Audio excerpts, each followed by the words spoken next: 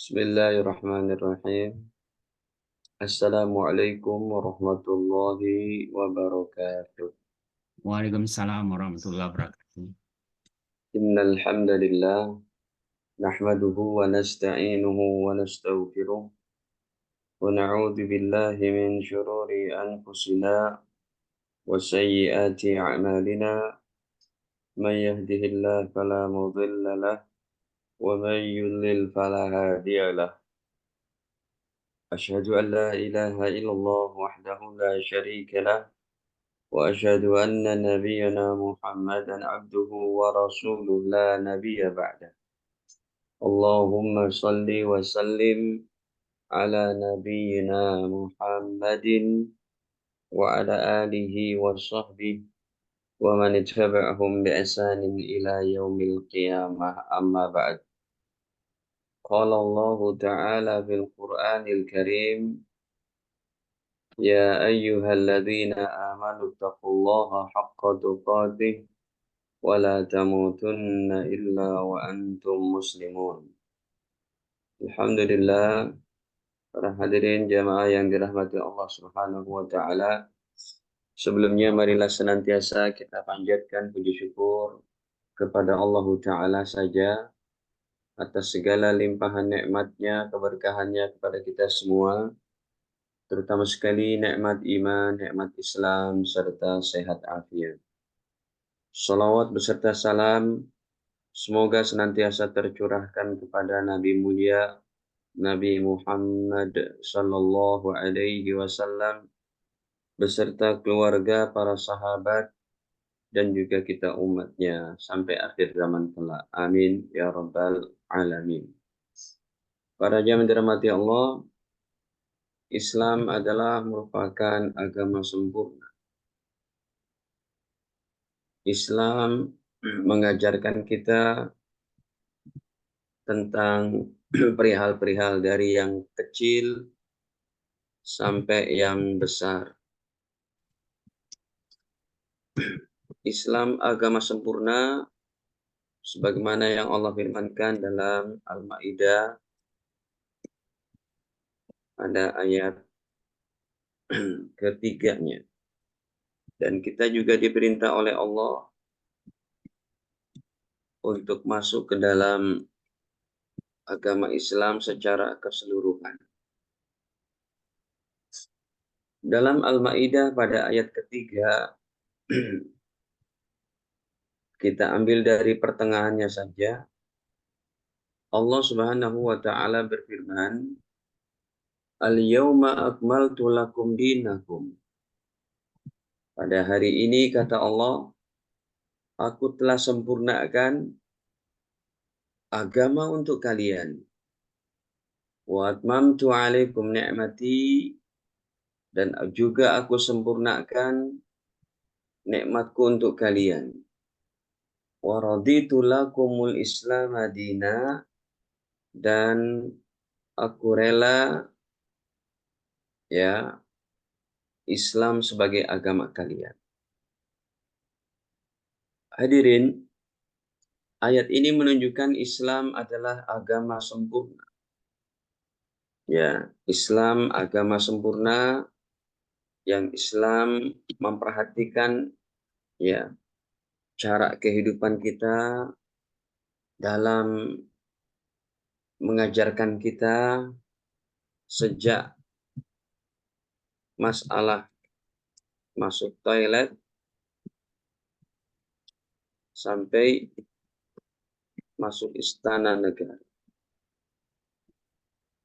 Sejak masalah mau tidur ya sampai tidur lagi dibahas dalam agama. Inilah agama yang sempurna. Sehingga dalam Al-Baqarah 208 Allah Subhanahu wa taala berfirman, "Ya ayyuhalladzina amanu," wahai orang-orang beriman, "udkhulu fis-silmi kafah." Masuklah kalian ke dalam Islam secara kafah. Ya ayyuhalladzina amanu, wahai orang-orang beriman, udkhulu fis-silmi kafah. Masuklah kalian ke dalam Islam secara kafah. Wala tattabi'u khutuwatis syaitan. Jangan kalian mengikuti derap langkah syaitan. Innahu lakum aduwwum mubin. Sesungguhnya syaitan itu adalah merupakan musuh yang nyata bagi kalian. Ya. Nah, demikian juga para jamaah, ya, karena kita diperintahkan untuk masuk ke dalam Islam secara kafah, nggak boleh setengah-setengah, ya. Masuk Islam secara totalitas, kafah, ya, keseluruhan.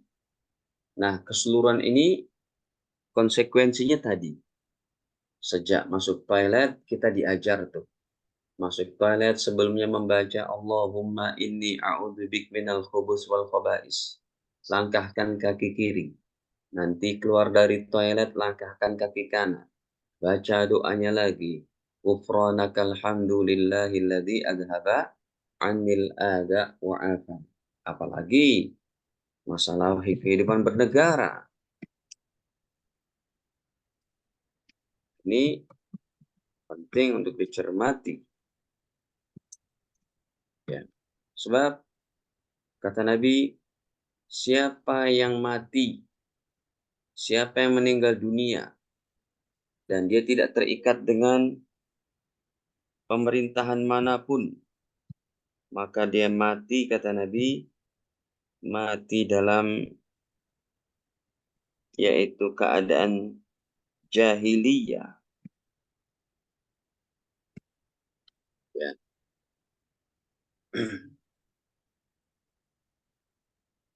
Nah, para jamaah yang dirahmati Allah, oh, hadisnya belum keluar. Oh,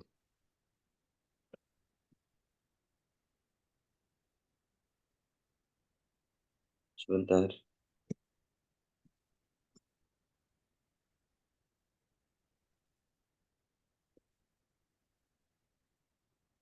Nih, dalam hadis riwayat Imam Bukhari,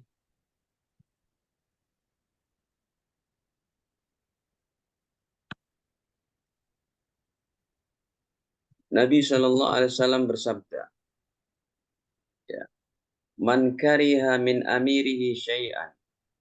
Siapa yang tidak menyenangi daripada perilaku pemimpinnya, presiden kah, perdana menteri kah, ya sedikit pun, ya dia tidak suka dengan perilakunya karena kezolimannya atau yang lainnya, falyasbir, harus dia bersabar. Ya, siapa yang tidak suka dengan perilaku pemimpinnya, hendaklah dia bersabar. Fa innahu man kharaja minas sultan. Karena sesungguhnya siapa yang keluar dari pemerintahan, shibron, satu jengkal pun, mata maitatan jahiliyah. Maka kalau dia mati, mati dalam statusnya, status jahiliyah. Ya. Nah, Imam Bukhari, Imam Muslim mengeluarkan hadis ini dalam bab fil imarah, tentang pemerintahan, babu wujubi mulazamati jama'atil muslimin. Ya, bab wajib untuk bersama orang-orang muslim. Ya, inda zuhuril fitan, ketika terjadi tampaknya fitnah-fitnah di pemerintahan. Nah, ini tetap melazimi pemerintahan sekalipun dia zolim. Karena kalau seorang sudah tidak ada pemerintahan baginya, maka dia akan mati dalam seperti orang jahiliyah. Para jamaah dirahmati Allah, agama sempurna ini membahas daripada apa? Ya, agama sempurna ini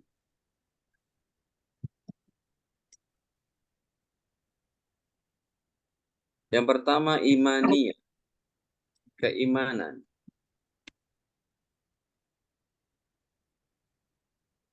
Yang kedua adalah ubudiyah.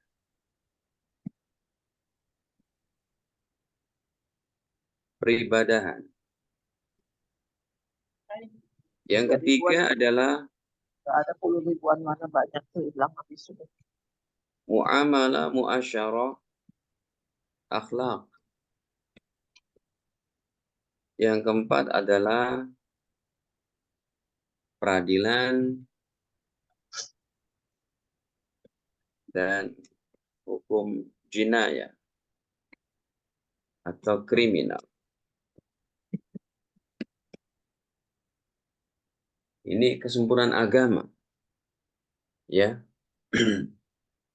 Imaniyah, ubudiyah, muamalah itu semuanya berkaitan dengan peradilan dan hukum jinayah, kriminal. Yang ini harus dilakukan oleh pemerintah. Iya, pemerintah yang mengatur itu. Sengketa lah, ada masalah-masalah tentang keributan inilah, itulah, pencurian, ya, begal, korupsi, dan macam-macam. Itu tidak bisa diselesaikan dengan perorangan.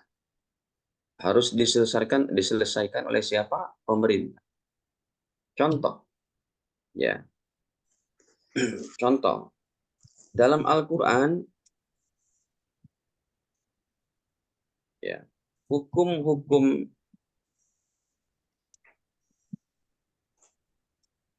kriminal itu negara yang bertindak, bukan perorangan. Ya, negara yang bertindak. Contohnya apa? Contohnya dalam Al-Maidah ayat 38. Ya. Nanti juga Al-Baqarah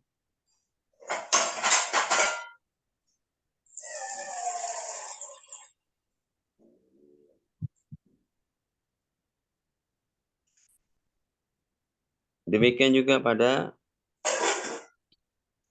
itu apa yang jatuh. Ya, saya lagi, ibu-ibu tolong di mute ya. Saya lagi cari ini siapa yang masih hidup. Biar nggak masuk suaranya. Ibu-ibu sekalian, Bapak. Ya, Iya. Ustaz. Kemudian Al-Baqarah 178. Ini contoh-contoh saja nih, ya.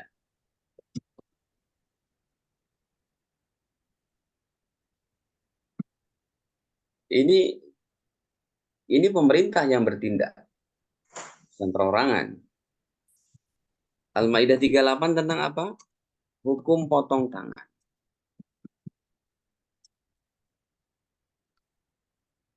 Bagi pencuri.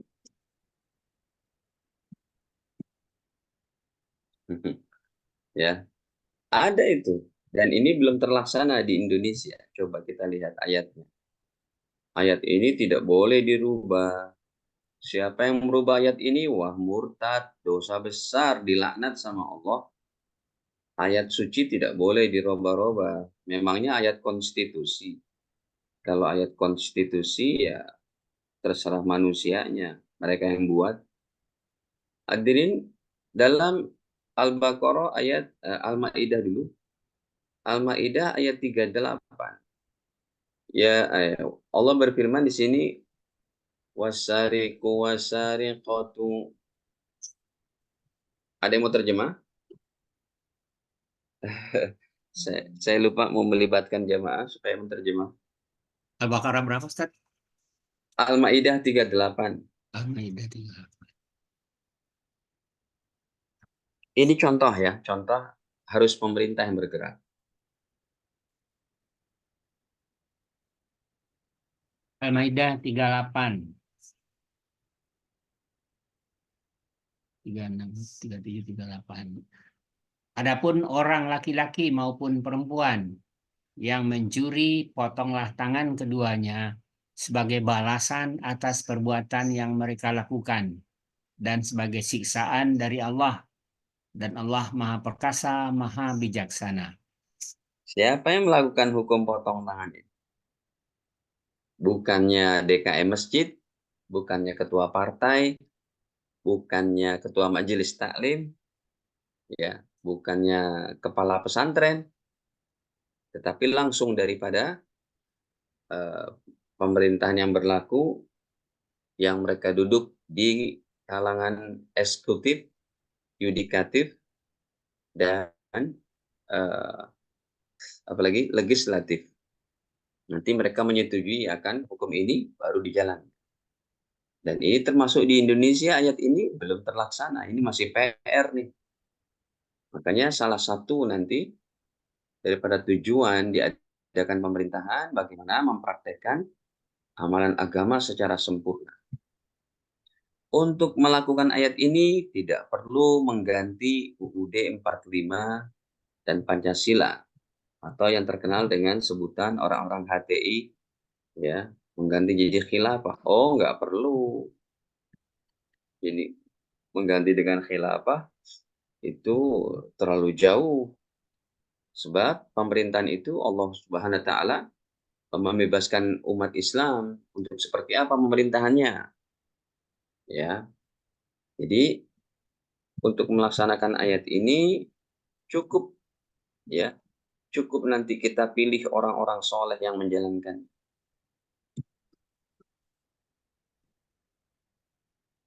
Cukup kita pilih orang-orang soleh.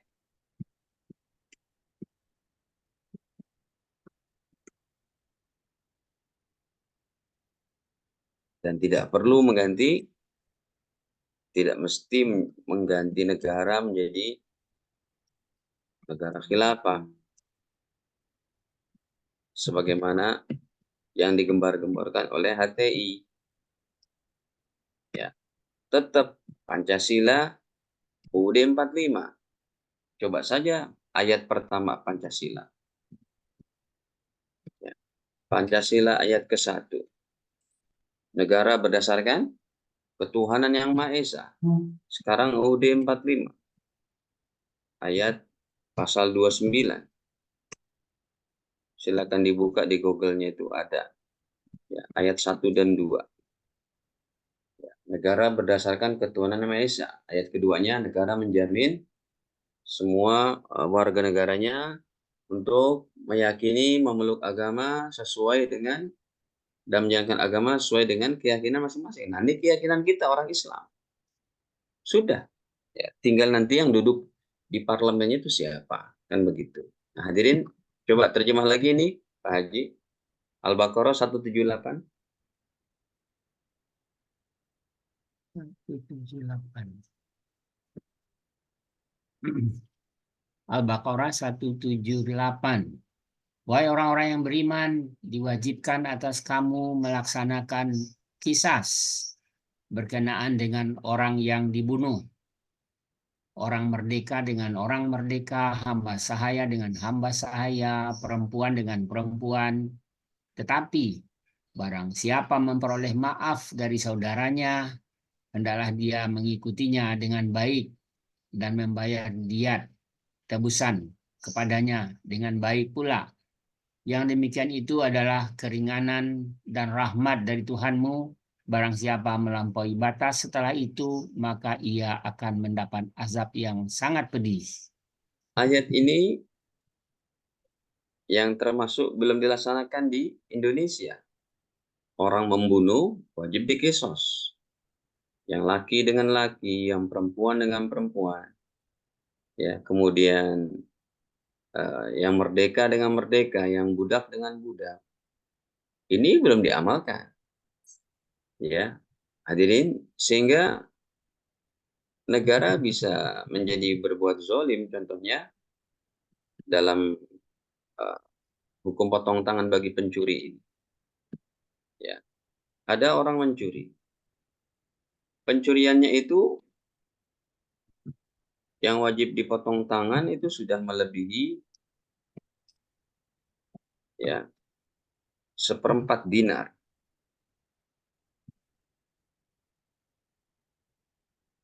Wajib dipotong itu sudah melebihi 1/4 dinar.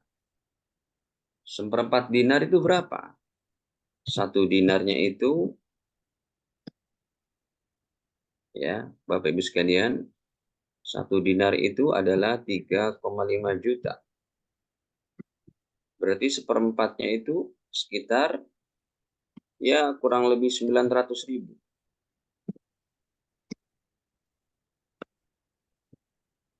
Ini sudah wajib dipotong. Ya, tapi karena di Indonesia belum ada, sehingga si pencuri ya dari Sabang sampai Merauke yang jumlahnya katakanlah di setiap lapas jumlahnya itu totalnya mencapai 10.000 orang. Ini karena tidak dilakukannya hukum potong tangan bagi pencuri, sehingga 10.000 orang ini siapa yang kasih makan?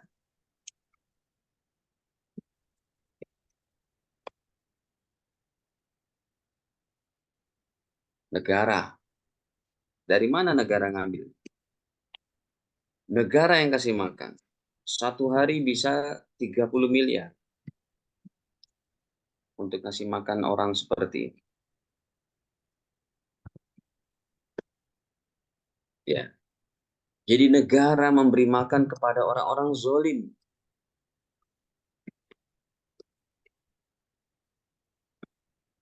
Yang harusnya itu dipakai dananya itu ya seharusnya dipakai untuk kesejahteraan rakyat.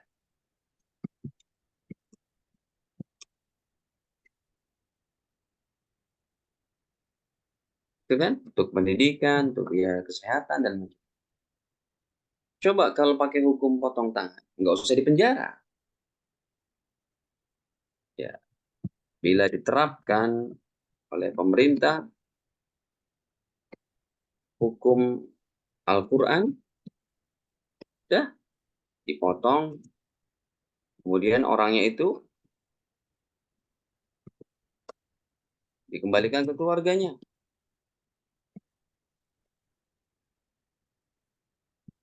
Nggak usah susah-susah negara mengurus orang-orang kayak begini di lapas. Mencuri kedua kali, potong lagi yang sebelah kanan. Mencuri lagi, potong lagi kakinya, kan begitu. Sampai ada efek jerak. Baik.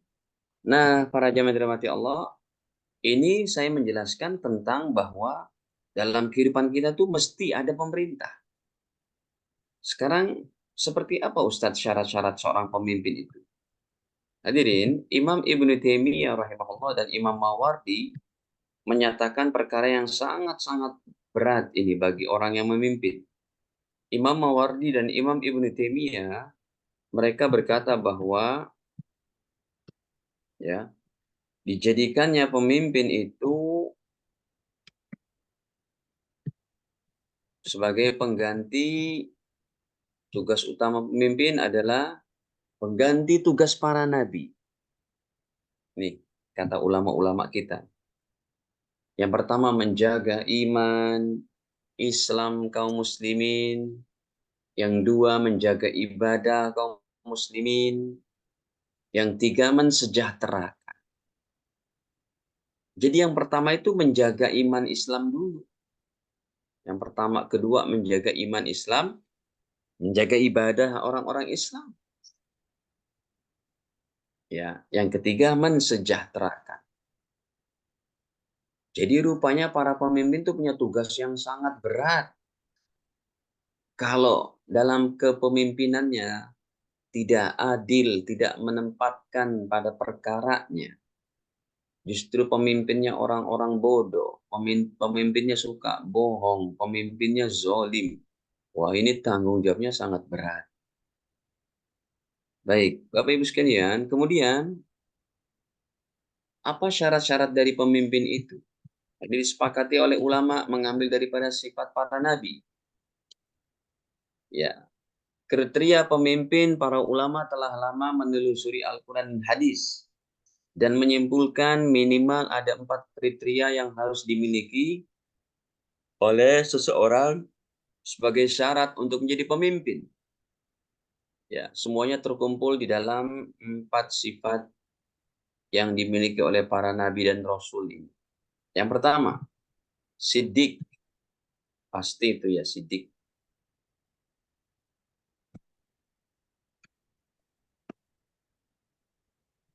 Sifat sidik apa? Yaitu jujur, kebenaran, dan kesungguhan dalam bersikap.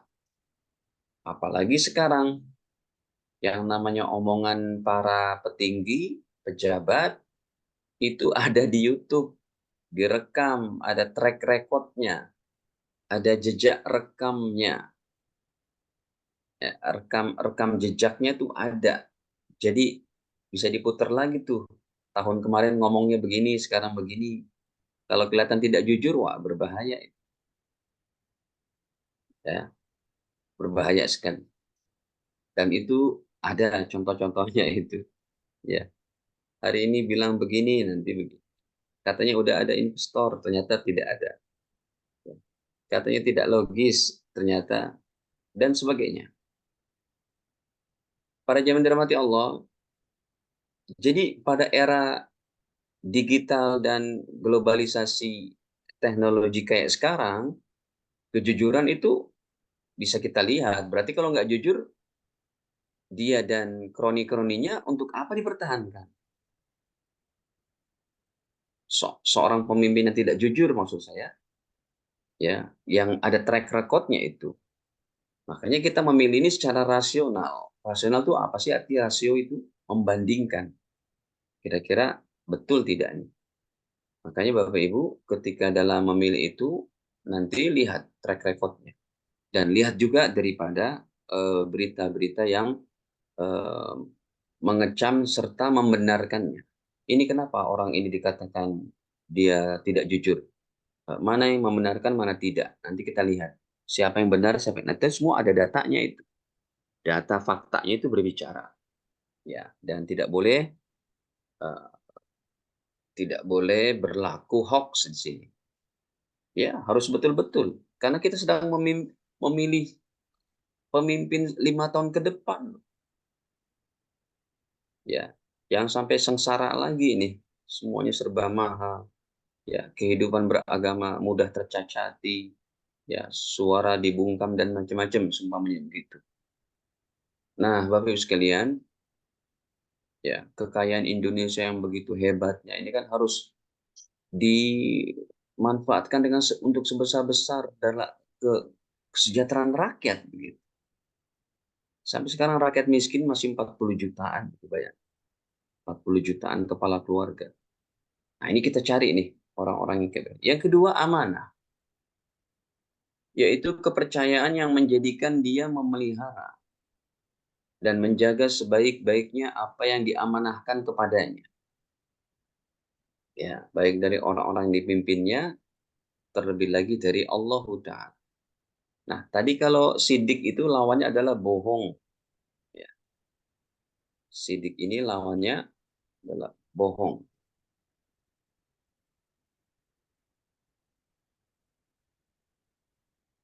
Itu. Yang kedua, amanah.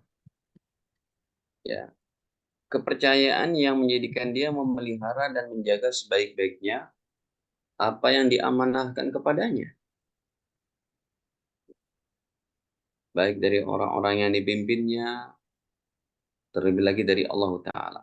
Nah, lawannya amanah ini adalah berkhianat. Betul-betul amanah. Uang APBN-nya segini, untuk begini, untuk kesejahteraan. Ya. Kemudian juga apa itu, untuk pendidikan, untuk kesehatan masyarakat yang terpenting, kan begitu. Karena untuk menjalani kehidupan negara yang baik ini, wajib kita untuk meningkatkan taraf SDM manusianya itu. Dan SDM itu pertama kali tertuju setelah beribadah, ya, tentunya beriman beribadah, khususnya yang muslim, maka setelah itu baru kesehatan dan pendidikannya, begitu.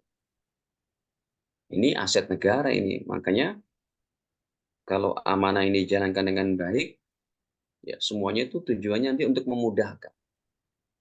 sehingga biaya itu tidak mahal untuk pendidikan, untuk kesehatan gitu. Baik, hadirin.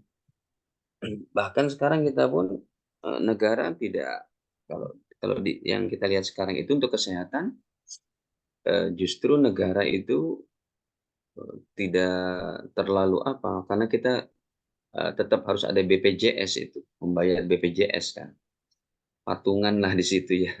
Kalau yang nggak sakit ya udahlah, niatin aja nyumbang kan begitu. Baik, yang ketiga, Fatona, cerdas, cakap, handal, yang mampu melahirkan apa itu? Melahirkan kemampuan menghadapi dan menanggulangi persoalan yang muncul. Wah, penting banget nih seorang pemimpin yang cerdas. Apalagi Indonesia dengan kemajemukan agama, suku, bahasa, ya, ada juga apa itu eh, perbedaan mencolok dari segi apanya pendapatan gitu kan, kekayaan yang tidak merata. Ini harus betul-betul pemimpin memiliki kecerdasan, ya, seperti eh, pengumpulan satu pengerahan APBN negara hanya untuk satu lokasi, sementara yang lain masih apa itu, masih jauh daripada kata sejahtera. Nah, ini perlu kecerdasan. Apakah jadi dilihat mana pemimpin yang cerdas ini, dia mem- mementingkan kebutuhan atau keinginan, ya, keinginan dulu atau kebutuhan. Nah, ini perlu pemimpin yang cerdas, sehingga kekayaan negara Indonesia yang di situ ada emasnya, ada minyak buminya, ada gasnya, ada nikelnya, ada palawija, ada pertanian, ya kan? Kalau pengelolaannya tidak bisa, aduh, kasihan. Kasihan rakyat seumpamanya. Baru saja panen padi malah impor. Baru saja panen bawang malah impor. Ini kan berat. Perlu kecerdasan, ya. Betul. Amanah, kecerdasan. Yang terakhir, tabligh. Seorang pemimpin itu harus punya sifat tabligh, yaitu penyampaian secara jujur dan bertanggung jawab, ya, atas segala tindakan yang diambilnya. Ini berkaitan dengan akuntabilitas dan transparansi. Ya, semua dananya berapa dari negara. Sehingga kalau nggak begitu nanti, ya Allah, kan negara kita darurat koruptor nih, Bapak Ibu. Yang ini belum selesai, yang ini belum selesai. Ya, atau diperiksanya oleh KPK sesuai dengan keinginan. Sementara ada pengaliran dana sampai ke sini, itu didiamkan. Ini perkara-perkara yang memang harus disampaikan. Yaitu pemimpin punya sifat tabligh, menyampaikan secara jujur. Misalnya harus mampu mengkomunikasikan dengan baik kepada rakyat, ya, visi, misi, dan program-programnya, serta segala macam peraturan yang ada secara jujur dan transparan. Lawannya adalah menutup-nutupi kekurangan dan melindungi kesalahan. Wah, kalau sudah begini berat sekali. Ya, kesalahannya ditutup-tutupi, sementara apa itu, kekurangannya ditutupi dan kesalahannya dilindungi. Ini berat. Nah, Bapak Ibu, jadi kita ada kaidah-kaidahnya dalam agama. Itu memilih pemimpin dari 4 macam tadi. Kemudian kalau kita bicara tentang hadis-hadisnya pada zaman dirahmati Allah, yang pertama bahwa, ya, tugas pemimpin itu adalah kesejahteraan rakyat adalah tanggung jawab seorang pemimpin. Ya. Ini bisa kita lihat dari hadisnya yang ada di hadapan kita. Ya. Nabi bersabda bahwa kullukum ra'in, setiap kalian adalah pemimpin.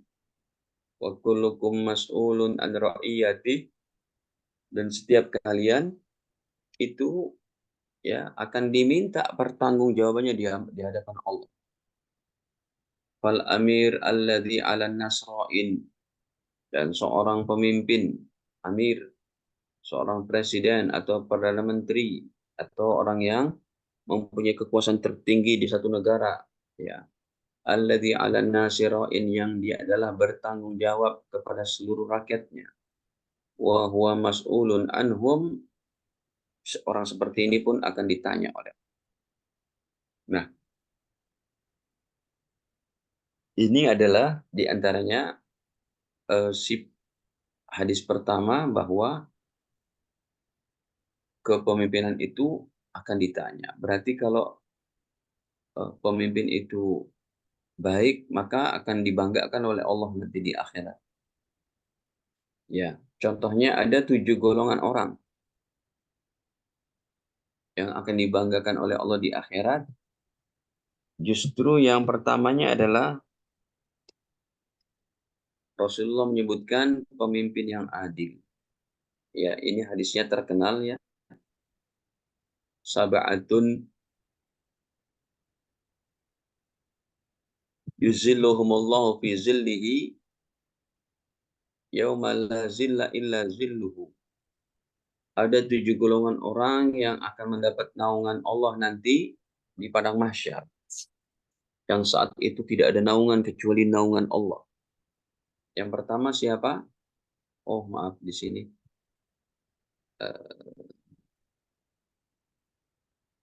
hilang hadisnya.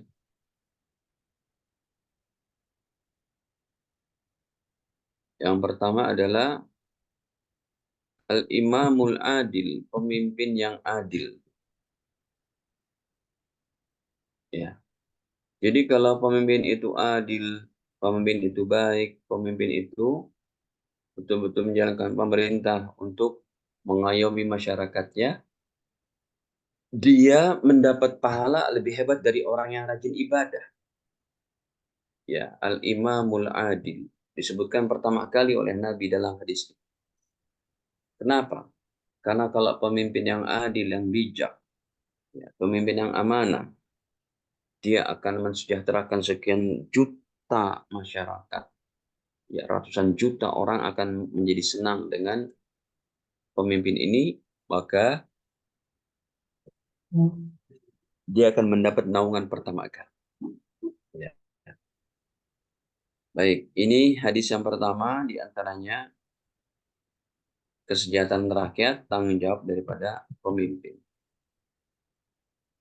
Nah, makanya saya salut banget itu, seumpamanya ada satu pejabat, satu petinggi yang memang dalam keadaan masyarakat Indonesia ini banyak masih miskin, ya, puskesmas pada belum tersedia di pelosok, ya, sekolah-sekolah SD belum terjamah semuanya, ya, sementara pejabat-pejabat itu katakanlah dalam keadaan Indonesia yang belum sejahtera secara keseluruhan. Saya salut kepada pejabat yang dia memakai kendaraan tugasnya itu hanya sekedar mobil yang di bawah 500 juta. Nggak usah sampai yang 3 miliar, 4 miliar. Gitu.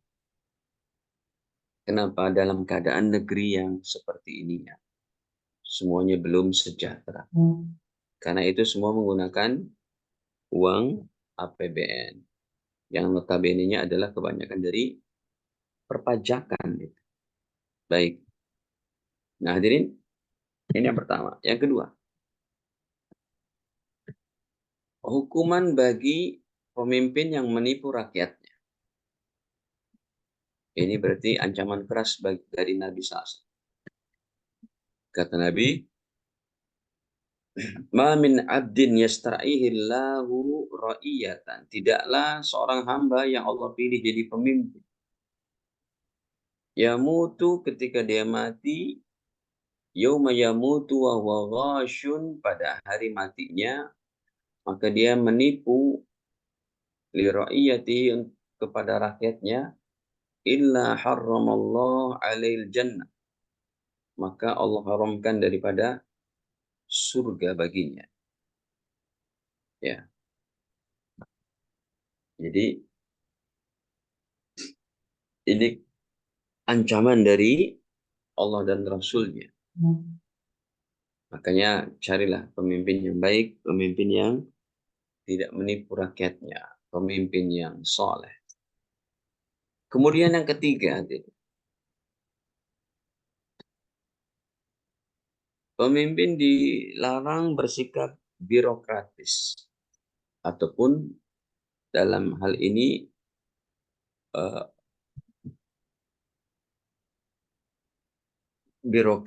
birokrasi itu terbaiknya tidak berbelit-belit gitu. Sebab kita buka hadisnya, justru di sini Nabi berdoa, Allahumma ya Allah, man waliya min amri ummati syai'an, siapa yang mengurusi urusan umatku ini, fasyaqqa alaihim, dan dia mempersulit, fashkuk alaih, maka sulitkan dia juga ya Allah. Ya, doa Nabi nih. Wa man waliya min amri ummati, dan siapa orang yang mengurusi urusan umatku, kata Nabi, syai'an, sedikit pun, farafaqqa bihim, dan dia berlemah lembut, mempermudah daripada urusan masyarakatnya, farfuq bihi, maka sayangi dia juga ya. Nah,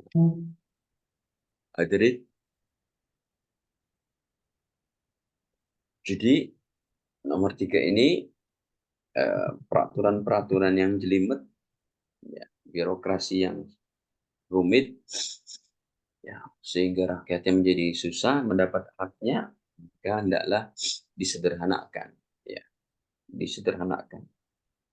Baik. Nomor 4, pemimpin dilarang bersikap otoriter. Ya, otoriter ini yaitu seperti semena-mena dengan kekuasaannya. Ya, kita apalagi menganut sistem demokrasi. Demokrasi ini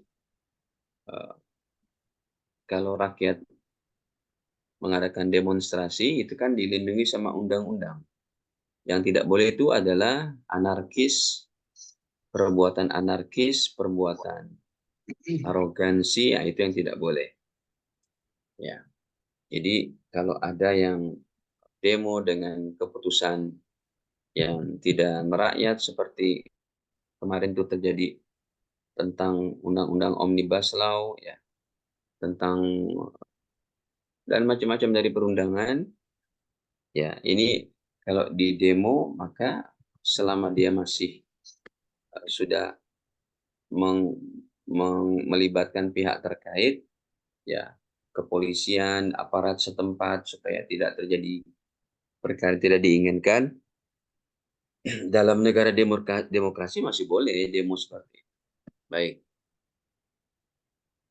Nah, ini diantaranya, ya, terjemahannya saja, bahwa Ais bin Amr ketika ia masuk kepada Ubaidillah bin Ziyad. Ubaidillah bin Ziyad ini adalah jenderalnya, tangan kanannya Yazid bin Muawiyah di Damaskus. Ya. Beliau berkata, "Hai anakku, saya telah mendengar Rasul bersabda, sesungguhnya sejahat-jahatnya pemerintah yaitu yang kejam, yang otoriter, yang memaksakan kehendak. Maka janganlah engkau tergolong dari mereka." Ya, jangan sampai. Jadi Ais bin Amr ini menasihati putranya supaya menjadi pemimpin yang baik. Dan beliau ini memang ketua kalau sekarang tuh panglima angkatan bersenjatanya di Damaskus ya pada zaman dulu. Ubaidillah bin Ziyad. Baik. Kemudian hadis kelima, pemimpin sebagai pelayan rakyat.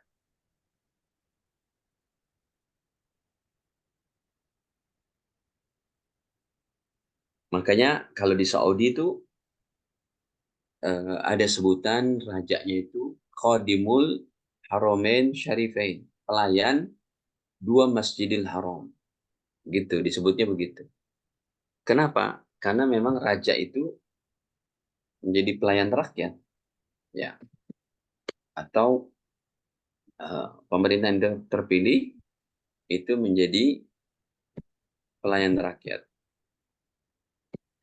Terjemahnya saja, bahasa Arabnya cukup panjang. Abu Maryam Al-Azdi berkata kepada Muawiyah bahwa saya telah mendengar Rasulullah bersabda, siapa yang diserahi Allah mengatur kepentingan kaum muslimin, yang kemudian ia bersembunyi dari hajat kepentingan mereka, ya, maka Allah akan menolak hajat kepentingan dan kebutuhannya pada hari kiamat. Ya. Kemudian Muawiyah mengangkat seorang untuk melayani segala hajat kebutuhan orang-orang rakyatnya. Ya, Muawiyah pemimpinnya saat itu.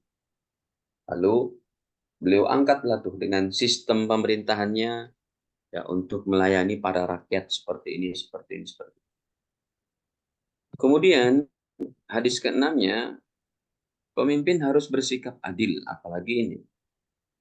Ya, maksudnya pemimpin dengan sistem yang dia buat sampai ke bawahnya itu jangan sampai hukum tajam ke bawah tapi tumpul ke atas. Ya, miris sekali orang mencuri ayam dihukum 3 tahun. Sementara yang korupsi 200 miliar dihukum 3 tahun, dipotong tahanan, dapat remisi jadi 2 tahun setengah gitu. Yang tadinya sudah divonis hukum mati, sekarang turun lagi jadi seumur hidup. Ini kalau pemimpin bersikap tidak adil, hukum tajam ke bawah tapi tumpul ke atas, maka kehidupan tidak akan nyaman seperti itu.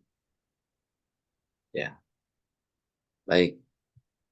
Hadirin, hadisnya yang tadi itu, yang sudah saya sampaikan bahwa pada hari kiamat, pemimpin yang adil disebut pertama kali oleh Nabi SAW. Imamun adil, yaitu pemimpin yang adil. Ya, melebihi dari orang yang rajin ibadah di masjid, orang yang tahajud, sedekah, dan lain-lain. Hadis ke-7 selanjutnya, jaminan bagi pemimpin yang adil. Ya, ini terjemahnya saja.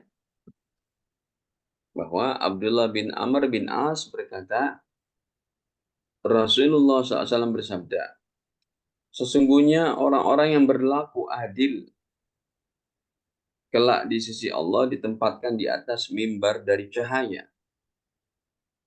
Masya Allah. Mimbarnya aja dari cahaya tuh. Ialah mereka yang adil dalam hukum terhadap keluarga dan apa saja yang diserahkan dikuasakan kepada mereka. Dengan keluarganya adil, dengan masyarakatnya pun adil. Tidak berat sebelah, tidak tajam ke bawah, tumpul ke atas. Ya. Nah, hadirin, kemudian ke-8, surga bagi pemimpin yang adil. Wah, ini Masya Allah nih. Ya. Iyad bin Himar berkata, saya telah mendengar Rasulullah bersabda, orang-orang ahli surga ada 3 macam. Pertama, pemimpin yang adil mendapat petunjuk dari Allah. Yang kedua, dan orang belas kasih lunak hati pada sanak kerabat dan orang muslim. Dan orang miskin yang berkeluarga, yang tetap menjaga kesopanan dan kehormatan diri. 3 macam orang ini, ya. Di antaranya di sini juga ada pemimpin yang adil. Baik. Nah, Bapak Ibu sekalian dirahmati Allah, ini dari penjelasan singkat ya tentang bagaimana eh, keadaan satu negara yang harus ada pemerintahannya dan kriteria-kriteria pemimpin yang bisa membawa kepada kehidupan yang baik sudah kita bicarakan. Semoga Allah Subhanahu wa taala memberikan kepada kita kebaikan di 14 Februari nanti. Pilihlah sesuai dengan keyakinan. Tentunya tambahkan dengan doa-doa, ya, minta petunjuk dari Allah supaya kita bisa memilih sesuai dengan kriteria yang terbaik. Wallahu a'lam bishawab. Segitu aja Pak Haji. Baik, Ustadz. Terima kasih banyak, Ustadz. Masya Allah. Baik, Bapak Ibu sekalian, silakan ada yang ingin memperdalam lagi. Oh, yang udah resen, baik. Pak Sri Bintoro dari Lombok, silakan Pak Sri. Assalamualaikum warahmatullahi wabarakatuh. Waalaikumsalam. Terima kasih Pak Ustadz. Pagi ini kami mendapatkan kuliah yang sangat lengkap tentang kepemimpinan. Dan insya Allah 9 atau 10 hari lagi kita akan beramai-ramai untuk memilih pemimpin. Di situ ada peserta dan ada wasit. Bagaimana kita sebagai masyarakat awam menyikapi kalau wasitnya itu juga bertindak sebagai pemain dan berpihak pada salah satu pasangan. Mohon pencerahan Pak Ustadz. Assalamualaikum warahmatullahi wabarakatuh. Baik. Langsung aja Ustadz. Ini bertanyanya langsung blak. Iya, tentunya menyikapi wasit yang seperti ini ya harus dilaporkan kepada Bawaslu, ya, kepada badan pengawasnya itu. Ustadz, gimana kalau pengawasnya ikut main juga? Ya, nanti ya pokoknya ya, rakyat harus bisa memberikan bukti-bukti kalau ini ada kecurangan, ini wasitnya ikut main. Ya, insya Allah ketika kita punya bukti-bukti, seumpamanya harus masuk ke ranah MK pun, insya Allah rakyat akan dimenangkan, begitu ya. Jadi langkah-langkahnya tentunya boleh dilaporkan kepada pihak yang terkait, ya, sampai nanti kepada tingkat yang tertinggi. Kalau sudah sampai tingkat tertinggi dan diputuskan tidak sesuai dengan keinginan kita, ya sudah, ya kita serahkan kepada Allah. Nanti semua ada pertanggungjawaban di akhir. Yang jelas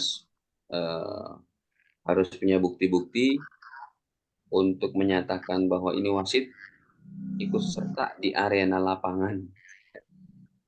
Demikian saya rasa jawaban sederhananya, Pak. Itu maksudnya wasit itu kan pemimpin yang existing, yang sekarang kan, ya Pak Sri, Pak Ustadz. Ya, bukan itu saja. Bisa petahana, bisa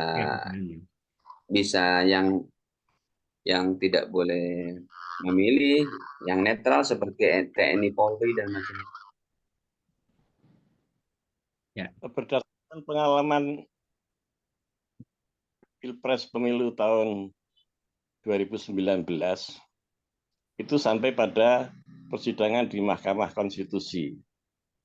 Yang ketua mahkamahnya sendiri menyatakan bahwa kami tidak takut kepada siapapun, kami hanya takut kepada Allah. Ternyata laporan-laporan tentang kecurangan itu dijawab di dalam keputusan sidang MK itu oleh ketua MK bahwa pemilu Pilpres ini berlaku secara clear and clean. Jadi tidak ada kecurangan di dalamnya. Padahal kita mengetahui banyak sekali kecurangan-kecurangan. Nah, dalam menghadapi hal yang semacam itu, apakah kita hanya cukup hasbunallah wa ni'mal wakil, atau ada upaya-upaya lain sehingga betul-betul kita sebagaimana yang disabdakan Rasulullah, jika kamu melihat kemungkaran, cegahlah dengan tanganmu, kalau tidak mampu dengan lisanmu, dan kalau tidak mampu dengan hatimu, dan itulah selemah-lemah iman. Mohon pencerahan Pak Ustadz. Ya, tentunya untuk menjalankan hadis tadi, nahi mungkarnya tadi ya kita dalam koridor koridor perhukuman seperti ini ya paling puncaknya kepada MK. Ya, kalau memang nantinya MK memutuskan di luar itu semua dan ada MK-nya pun ikut berat sebelah, kita serahkan kepada Allah subhanahu wa ta'ala. Ini untuk mencegah kemudaratan yang kepasatan yang lebih besar nantinya kalau terjadi chaos ya atau people power. Jadi memang dalam masalah ini kita harus betul-betul memanjatkan banyak doa keajaiban dari Allah lah ya, supaya tidak terjadi kecurangan-kecurangan. Karena petahana sendiri adalah berkaitan dengan dia dengan anaknya, dengan apanya begitu kan, orang-orang yang masih menjalankan pemerintahan ini. Jadi kalau saya menjawab pertanyaan ini ya ikut kepada jalan koridornya. Dan tentunya nanti semoga semua bisa berpartisipasi kalau memang betul-betul ada kecurangan seperti ini. Karena ini dari jalan pertamanya pun sudah menyenggol tentang etik dan norma konstitusi kan. Gitu. Jadi ya sudah, kita serahkan saja dan kita berusaha sekuat tenaga serta memanjatkan doa-doa kepada Allah. Allah berikan pemilihan saat yang ini yang akan kita jalankan dengan jurdil, ada kejujuran, ada keadilan. Allah alam. Ya, Pak Matwan. Ya, sebentar ya Ibu Erni dulu yang sudah resen ya Pak Syukur. Silakan Bu Erni. Makasih Pak Mazhar. Assalamualaikum warahmatullahi wabarakatuh Ustadz. Ustadz, pertanyaan saya adalah bagaimana kalau dulu-dulu yang belum tahu ilmunya salah memilih pemimpin? Karena bagaimanapun kita kan nggak tahu ya, waktu itu yang ditawarkan kan sebagai orang baru ya, jadi sepertinya begitu hebatnya promosinya sebagai orang yang baik gitu, jadi akhirnya kita salah memilih pemimpin. Apakah kita masih terus ikut menanggung dosa dari kesalahan yang dilakukan oleh pemimpin? Padahal kita setelah tahu kita jadi merasa bertobat barangkali ya Ustadz ya, cuma tobatnya enggak. Kita terus bertanggung jawab atas kesalahan pemimpin tersebut. Terima kasih. Assalamualaikum warahmatullahi wabarakatuh. Iya, bagus sekali pertanyaannya. Silakan Ustadz. Ketika kita mengetahui pemimpin yang kita pilih membuat sesuatu yang tidak baik dan betul-betul nyata, bukan dari isu belaka dan hoax, ya. Dia menzolimi lah, dia berbohong dan macam-macam, maka kita sebagai pemilihnya wajib bertobat. Wajib bertobat kepada Allah. Dan ketika kita bertobat, nanti tinggal tindak tanduk si pemimpin itu sendiri yang harus dipertanggungjawabkan dia kepada Allah. Orang yang memilihnya ketika sudah bertobat, maka insya Allah Allah bebaskan daripada dosa-dosanya. Berapa lama pertobatannya Ustadz? Selama dia masih menjadi pemimpin, kita terus bertobat atau cukup dengan mengingkari apa yang dilakukan oleh dia? Begitu juga bertobat, mengingkari juga apa yang diperbuat. Terus begitu. Ya. Tapi ada juga orang yang dosanya terus mengalir ketika dia tetap membenarkan, mengiyakan, menyetujui dari tindak laku pemimpin itu, sekalipun ulama. tetap berdosa, tetap mengalir dosanya. Kalau ada kezoliman-kezoliman. Baik. Terima kasih Ustaz. Ya, Makanya Bang Heri. kesempatan 14 Februari nanti kita bisa lihat track recordnya saja. Buka daripada sisi positif negatifnya kita bandingkan, udah selesai. Ada kok track recordnya semua. Ya. Baik, Ustaz. Terima kasih. Kalau saya Pak Abdul Syukur, caranya Pak ya, Abdul Syukur dulu Pak Rusman, nanti ya, Pak Abdul Syukur ya. ya. Silakan Pak Terima Abdul Syukur. kasih Pak Maswar, Pak Ustadz. Assalamualaikum warahmatullahi wabarakatuh. Waalaikumsalam. Yang ingin kami mohon penyerahannya itu apa yang dimaksud dengan kita ini bersabar walaupun menghadapi pemimpin yang dolim. Nah, jadi ini pun ada yang memahami dari kelompok kita juga. Kita tuh nggak boleh itu demo menuntut apa, bukan merusak ya, demo itu menyampaikan pendapatnya begitu, karena apa, kita harus bersabar. Jadi kata sabar itu kemudian dimaknai seperti itu. Nah, yang seharusnya itu gimana Ustadz memahami sabar menghadapi pemimpin yang zalim ini? Terima Baik. kasih. Ya. Ya. Bersabar di sini dalam arti adalah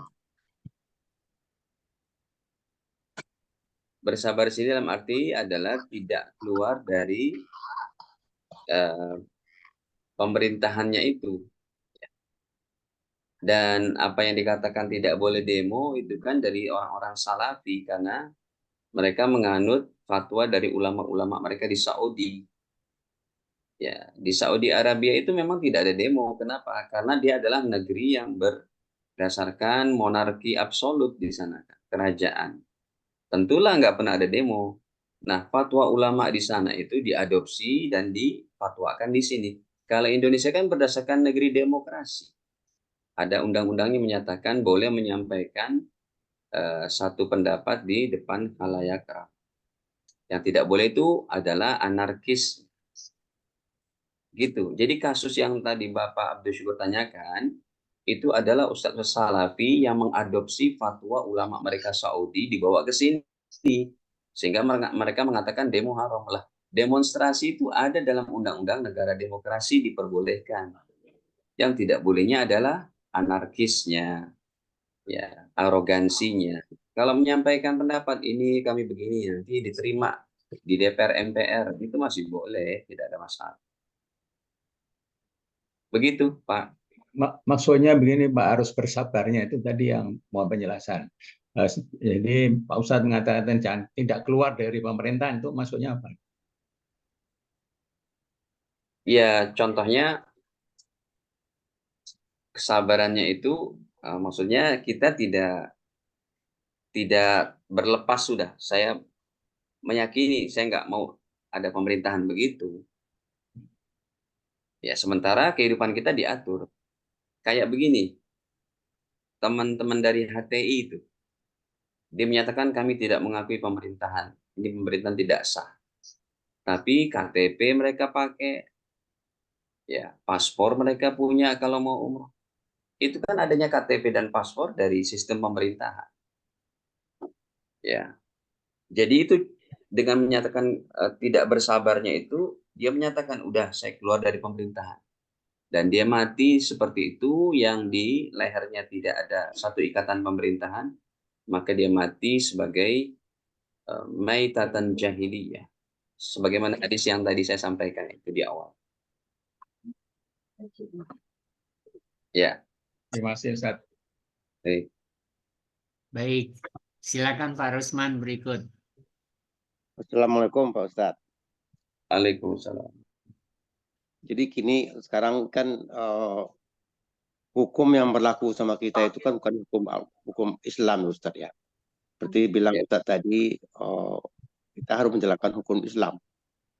Bagaimana kita menyikapi ini Ustadz? Kata tadi, kalau curi potong tangan, kalau apa yang lain lah aturan Islam itu. Bagaimana cara menyikapi ini Ustadz? Baik. Ini sudah difatwakan dalam fatwa ulama NU pada muktamar mereka sejak tahun 1926, ya. Ini saya bawakan di sini bahwa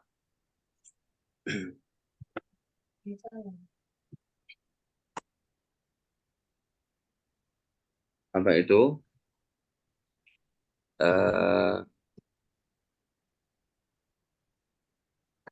Nih saya bawakan dari websitenya ulama NU nih, sudah di garis bawah itu sama ulama-ulama terdahulu sejak zaman Mbah Hashim Asy'ari sampai sekarang. Dalam bukunya pun ada, namanya Solusi Hukum Islam, yang diberikan kata pengantarnya oleh Kiai Haji Sahal Mahfuz, ya, sebagai ketua PBNU terdahulu. Ya, ini saya share di sini coba.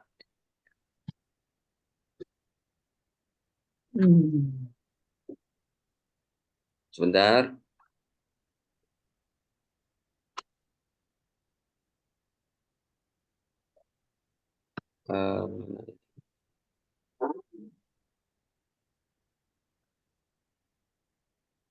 Nah, di sini ada pertanyaan dari Muktamar Majelis NU terdahulu, ya. Kitab aslinya saya pun ada nih di rumah saya. Di sini pertanyaannya, ya, sebentar saya ini kan dulu. Ini tulisannya terhalang sama garis yang di atas tuh.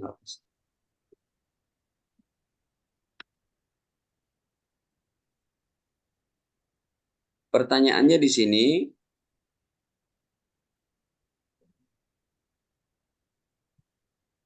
nih, pertanyaan, apakah manifestasi berislam secara kafah mengharuskan pemberlakuan syariat Islam dalam kehidupan bernegara? Itu ya. Jadi ini sudah saya copy paste dari fatwa ulama NU yang sejak dari tahun 1926 terdahulu. Kan mereka ada muktamar-muktamar. Makanya ini saya sampaikan sesuai dengan hasil muktamar para ulama. Bukan dari pribadi saya. Apakah manifestasi berislam secara kafah, secara totalitas, mengharuskan pemberlakuan syariat Islam dalam kehidupan bernegara, yaitu konstitusional dan kehidupan bermasyarakat atau kultural di Indonesia? Jawaban, penerapan syariat Islam dalam kehidupan bernegara, konstitusi, dan dalam kehidupan bermasyarakat secara kultur adalah tanggung jawab bersama setiap muslim. Tuh. Ya, tanggung jawab. Usaha menerapkan hukum Islam dalam konstitusi negara harus dilaksanakan dengan cara-cara yang jauh dari kekerasan. Cara-cara kekerasan berapa? Berarti apa contohnya? Revolusi. Ya, tahapan amar ma'ruf nahi mungkar adalah satu-satunya cara yang dapat ditempuh dalam memperjuangkan berlakunya hukum Islam dalam negara. Ini NU loh, Pak. Ya. Kemudian selanjutnya lagi, coba. Ya, apakah berdosa? Pertanyaan selanjutnya. Nih, pertanyaan. Berdosakah orang Islam Indonesia karena membiarkan tidak diamalkannya ajaran syariat Islam oleh negara tempat ia menetap tinggal? Jawaban, bagi yang mampu dan mempunyai akses untuk perjuangan berlakunya hukum Islam, maka harus benar-benar melaksanakan tanggung jawabnya. Berarti ini, ya, para elit di parlemen dari partai-partai Islam kan banyak. Ada nggak suara ini mereka sampaikan?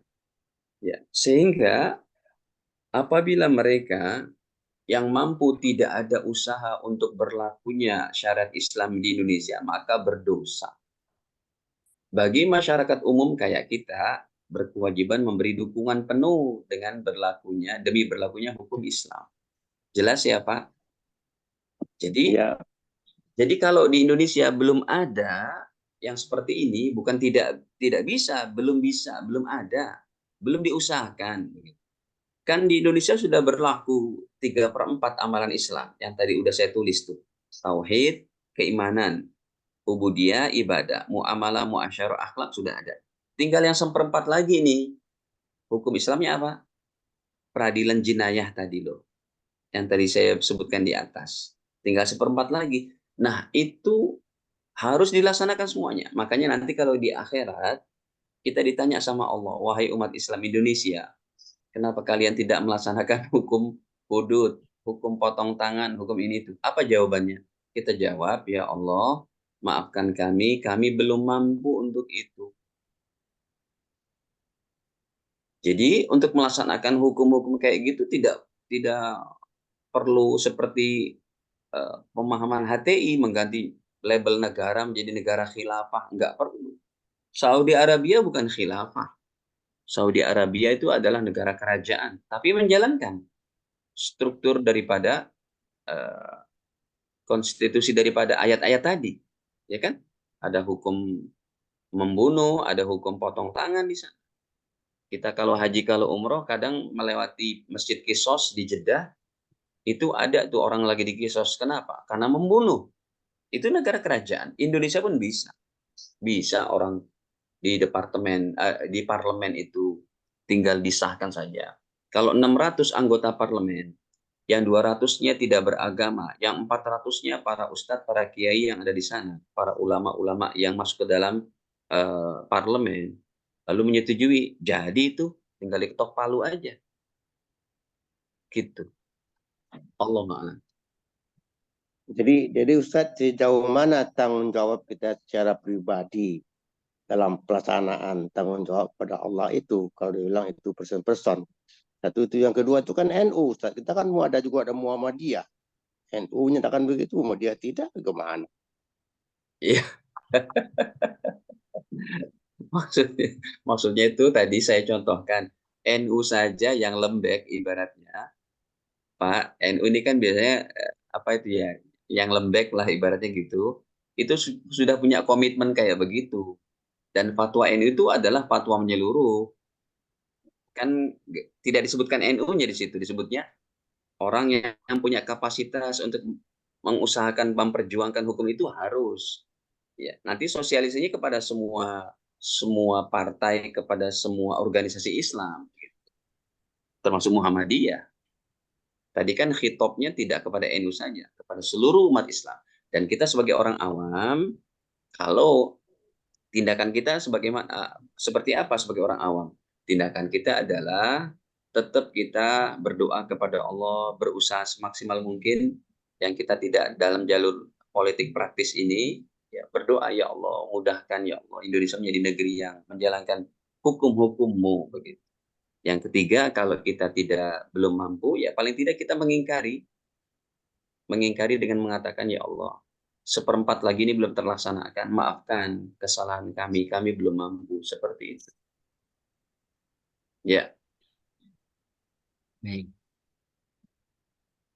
Baik Ustadz. Cukup ya Pak Rusman. Saya cari di websitenya Muhammadiyah belum dapat perkataan kayak tadi yang saya sampaikan.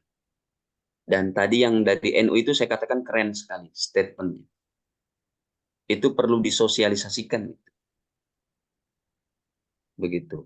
Maksudnya itu hukumnya Islam kita itu dijadikan hukum negara gitu Ustaz, sehingga itu berlaku secara umum di negara kita, maksudnya begitu ya Ustaz? Betul.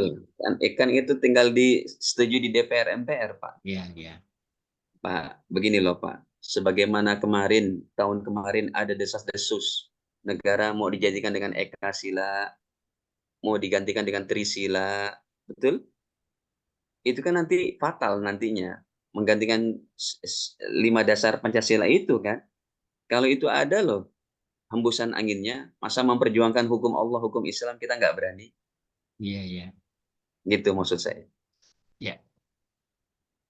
Tapi sebelum itu belum berhasil ya, kita tidak mendukung yang sekarang, dan kemudian kita dalam hati berdoa pada Allah gitu ya, karena kita tidak ada kekuasaan kemampuan ya Ustadz ya. Ya, yang jelas yang berdosa terbesarnya adalah orang yang menjalankan pemerintahan itu. Iya.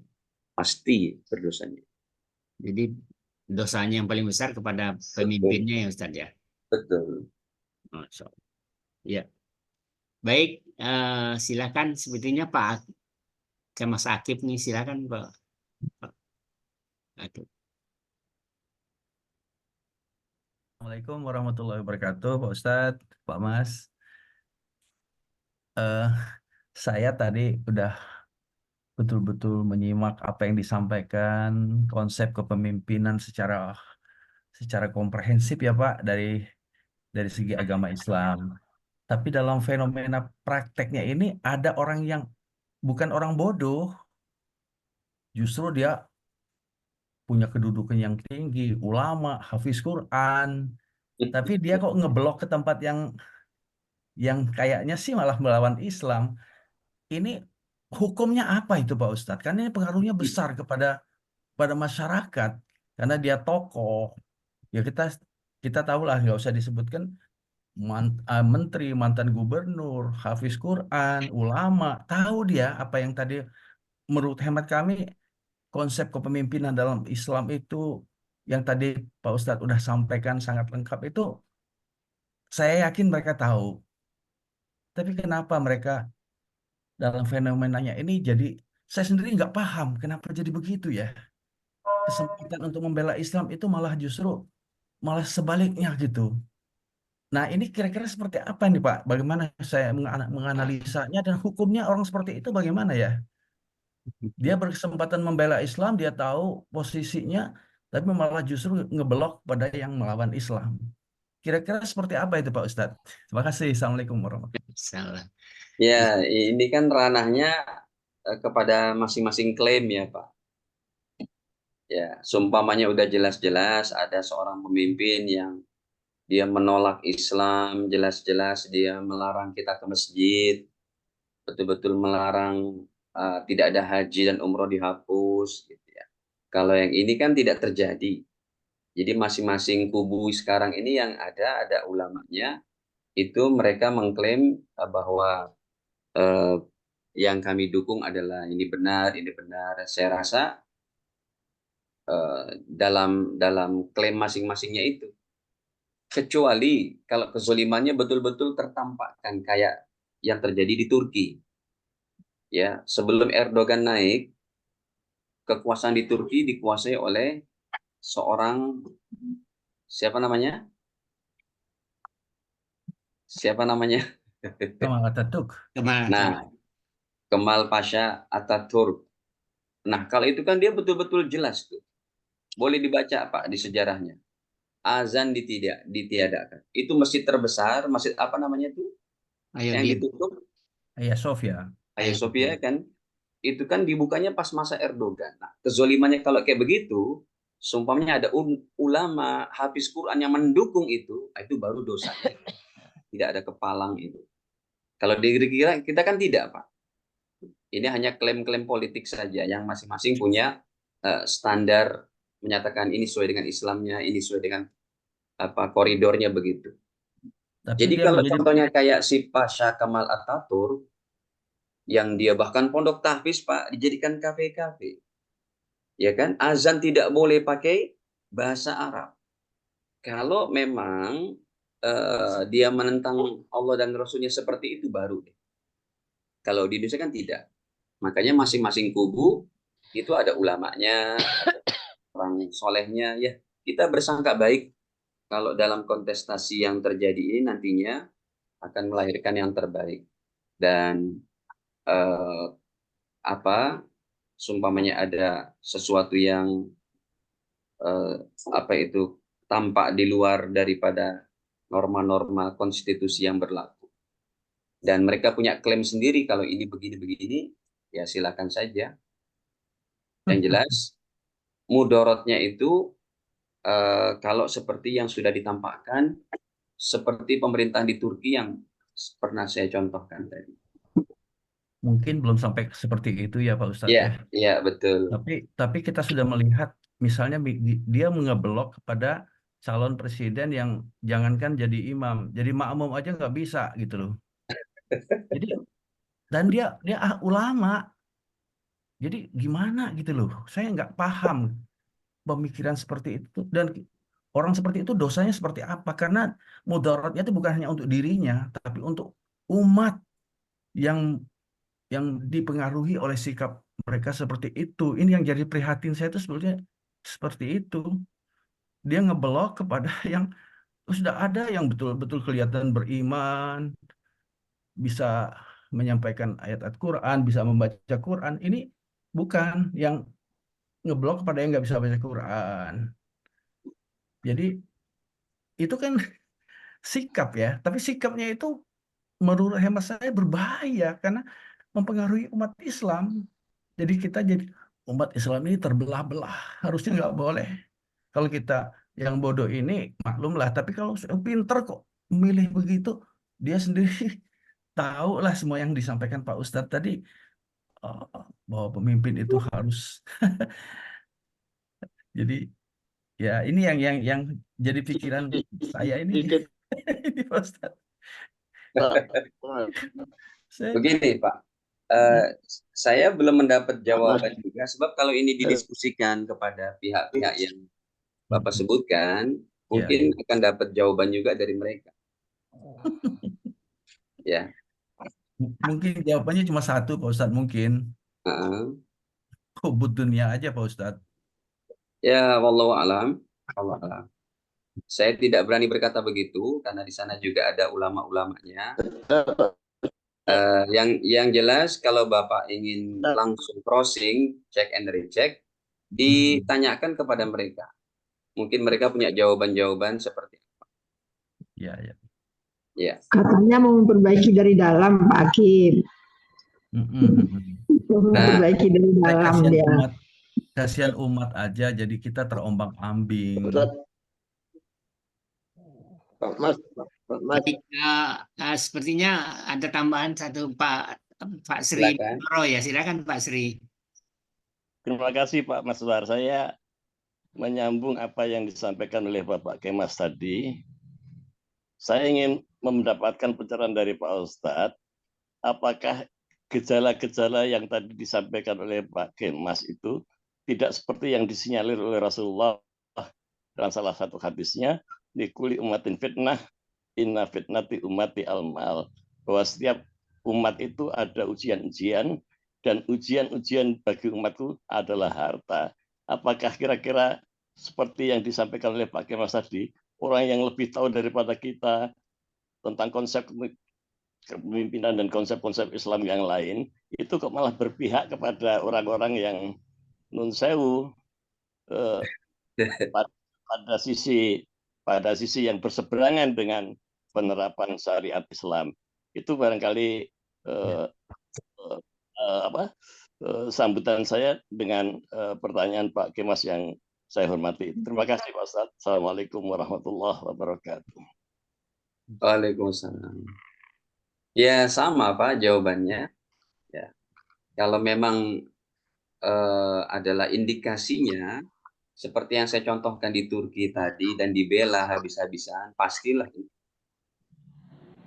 Ya, pastilah itu. Sekarang kan indikasinya tidak seperti itu. Dan memang sunnatullah juga berlaku. Makanya dalam hal ini persatuan umat Islam kan memang termasuk perkara yang sulit dan tidak diaminkan oleh Jibril waktu itu. Ketika Nabi Muhammad SAW naik mimbar, lalu beliau meminta diaminkan, ternyata tidak diaminkan juga oleh Jibril, yaitu diantaranya persatuan umat Islam. Ya ini kita ambil hikmahnya supaya kita tetap berjuang bersama orang-orang yang benar, orang-orang yang soleh, menurut kriteria kita. Kalau saya memandang bahwa hadis itu betul, ya semuanya karena cinta dunia, cinta jah, cinta daripada kekuasaan, ya, dan orang-orang yang jelas-jelas nanti dia kalau ternyata di hadapan Allah Ta'ala Allah memvonis dia bersalah, tinggal dia tanggung jawab sendiri saja. Cuma saat ini kita tidak bisa mengatakan bahwa seperti majelis ulama saja yang berada di kedudukan tertinggi para ulama di Indonesia, itu kan mereka mengesahkan juga daripada 3 paslon ini dan menyatakan ini adalah putra-putra terbaik bangsa untuk menjalankan pemerintahan. Makanya ketika kita meyakini yang betul yang satu ini, ya silakan kita perjuangkan tanpa kita menyenggol daripada yang lain. Dan nanti sumpamanya ada kesalahan-kesalahan terbukti di hadapan Allah, ya kita serahkan saja kepada Allah Ta'ala. Sunnatullah ini berlaku seperti ini keadaan. Allahu a'lam. Terima kasih Ustaz. Baik Ya. Ustaz. Bapak Ibu sekalian mungkin cukup ya, waktunya juga sudah mulai mendekati jam 7. Dokter Sanusi itu Pak. Wah, betul perlu itu. Tapi nggak kelihatan. Masih bisa nggak? Dokter Oh, masih Sanusi bisa angkat Pak tangan. sekalian ya. Terakhir Pak Ustadz ya. Ya, silakan Pak Sanusi. Cuma teringatnya Pak Ustadz, kalau nggak salah dalam sejarah Umar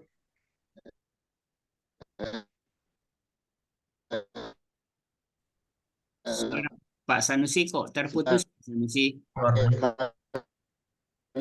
itu itulah dari tadi suaranya nggak bisa ya Pak, nggak kedengaran ya. Udah sekarang Kedengar, bagus. ulang lagi Pak, ulang lagi ya. Ya, dalam sejarah Umar bin Khattab itu kan tidak merasakan potong tangan kepada pencuri karena kesalahannya bukan karena artinya karena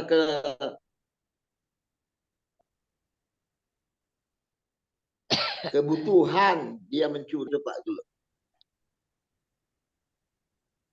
Ya, putus lagi Pak Sanusi. Mungkin Ustadz udah nangkap itu poinnya Pak Sanusi barangkali Ustadz.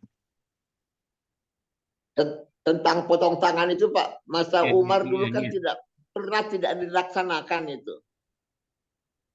Ya. Ya Ustadz mungkin udah nangkap poinnya. Ya, Ya, silakan Ustadz. ya itu nanti diserahkan kepada tim peradilan Islam dengan alasan-alasannya kenapa. Kalau dari hadisnya sih sudah jelas, di atas daripada 1/4 dinar, yaitu sekitar 900.000 ke atas, itu sudah wajib dipotong. Begitu. Kebenaran dari riwayat yang Bapak sampaikan, ya ini perlu dicek juga. Mencurinya karena dia lapar, karena apa gitu. Perlu dicek daripada yaitu kebenaran riwayat itu. Ya, yang jelas secara umum seseorang yang mencuri karena apapun itu sudah wajib dipotong kalau sudah 900.000 ke atas. Yang kita analogikan tadi kepada 1 dinar. 1 dinar adalah 3,5 juta.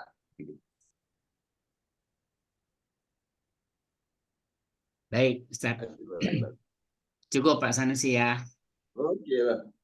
Baik, terima kasih Bapak Ibu sekalian. Kita tutup acara kita, Insya Allah.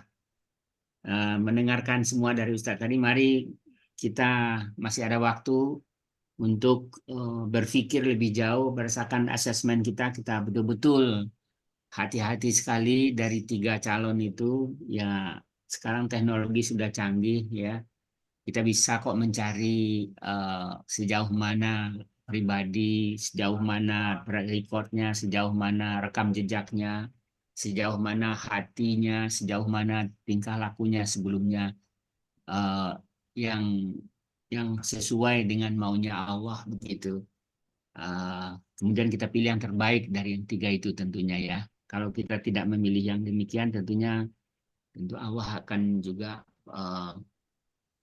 menuntut kita nantinya ya, kenapa kamu pilih yang demikian.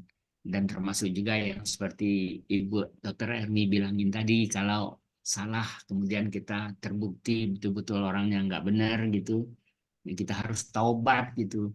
Ya, taubatnya taubat selama beliau itu membuat kesalahan dalam pemerintahan. Baik, selamat memilih Bapak Ibu sekalian untuk yang terbaik. Mudah-mudahan Allah membukakan pintu hati kita semua, pintu hati bangsa kita, rakyat kita semua untuk bisa memilih yang terbaik dari yang 3 itu. Baik, Ustadz, kita tutup acara kita dengan bersama-sama berdoa pada Allah. Memohon Ustadz pimpin doanya. Terima kasih. Astaghfirullahaladzim, astaghfirullahaladzim, astaghfirullahaladzim. Bismillahirrahmanirrahim. Alhamdulillahil alamin. Allahumma salli ala Muhammad wa ala ali Muhammad. Allahumma ighfir lana wa liwalidina warhamhum kama rabbayana shighara. Wa li jamil muslimin wal muslimat wal mu'minina wal mu'minat al ahya'i minhum wal amwat. Allahumma atina ya Allah ri'asah syar'iyyah, ri'asah jamila, ri'asah alladhina يطيعونك ويطيعون رسولك يا أرحم الراحمين. اللهم اجعل بلدنا هذا بلدة طيبة وربا غفور. ربنا لا تزغ قلوبنا بعد إذ هديتنا وهب لنا من لدنك رحمة إنك أنت الوهاب.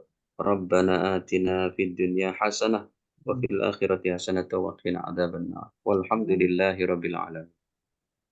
Amin. Amin. Terima kasih banyak Ustadz. Ya, Sampai sama-sama. Dan kita tutup acara kita dengan sama-sama baca hamdalah dan doa kafaratul majlis.